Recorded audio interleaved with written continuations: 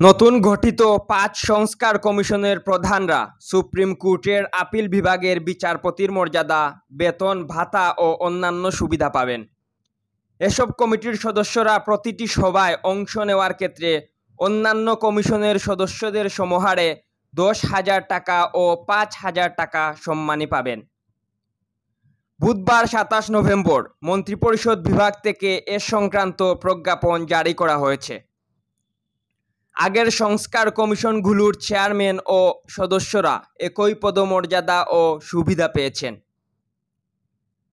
মন্ত্রিপরিষদ সচিব ডক্টর শেখ আব্দুর রশিদ স্বাক্ষরিত প্রজ্ঞাপনে বলা হয়েছে, সরকার এই মর্মে সিদ্ধান্ত গ্রহণ করছে যে গত ১৮ নভেম্বর ২০২৪ তারিখে গঠিত নারী বিষয়ক সংস্কার কমিশন, শ্রম সংস্কার কমিশন, স্থানীয় সরকার সংস্কার কমিশন, গণমাধ্যম সংস্কার কমিশন এবং স্বাস্থ্য খাত সংস্কার কমিশনের কমিশন প্রধানরা বাংলাদেশ সুপ্রিম কোর্টের আপিল বিভাগের বিচারপতির মর্যাদা, বেতন, ভাতা ও অন্যান্য সুবিধাদি প্রাপ্য হবেন।